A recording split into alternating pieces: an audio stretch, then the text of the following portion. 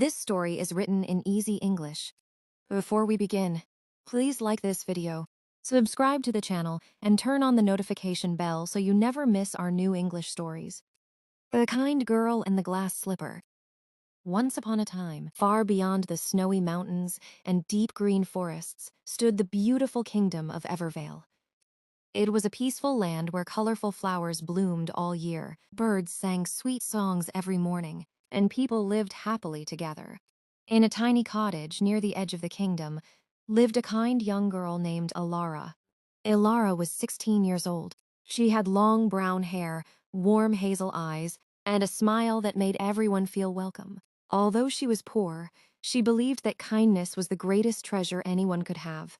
She lived with her aunt after her parents passed away many years earlier. Her aunt was strict and expected Alara to do most of the work around the house. Every morning before sunrise, Alara swept the floors, watered the garden, baked fresh bread, washed clothes, and cared for the chickens. The work was tiring, but she never complained. Instead, she quietly hummed cheerful songs while she worked. She believed that every new sunrise brought a new chance to smile. Whenever Alara finished her chores, she walked into the nearby forest. The animals knew her well. Tiny rabbits followed her through the grass. Bluebirds landed gently on her shoulders. Even shy deer came close enough to eat apples from her hands. The villagers often said, "Nature always trusts a kind heart." Alara smiled every time she heard those words. One spring morning, royal trumpets echoed across the kingdom. The king's messenger rode through every village. He announced, "Next Saturday, the royal palace will celebrate the Festival of Stars. Everyone in the kingdom is welcome to attend." People cheered with excitement. The festival happened only once every 10 years. There would be music, dancing, delicious food, games, and thousands of glowing lanterns lighting the night sky. Alara dreamed of seeing the magical celebration.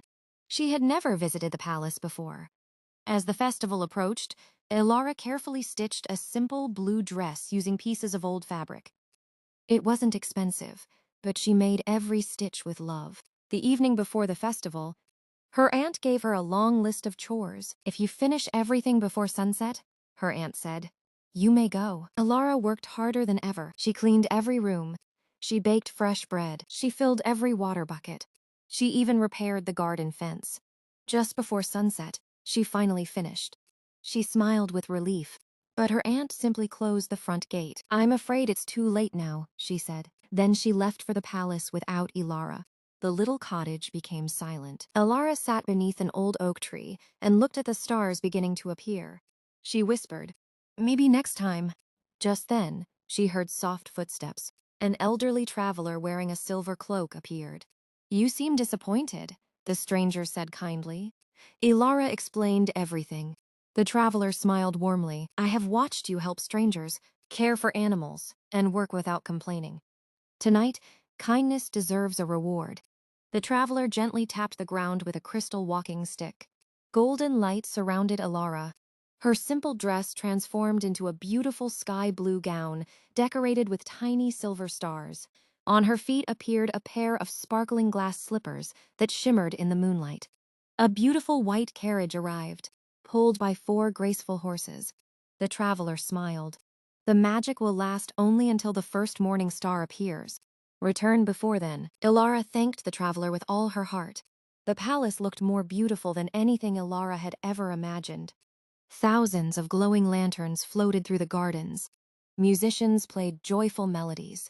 Children laughed while chasing glowing butterflies. Everyone admired the beautiful stranger who had just arrived. Among the guests was Prince Adrian. Unlike many princes, Adrian cared little about fancy clothes or expensive jewels. He preferred meeting kind people. When he saw Alara helping a little girl who had dropped her lantern, he smiled. Instead of introducing himself immediately, he simply thanked her. The two spent the evening talking about books, gardens, dreams, and helping others.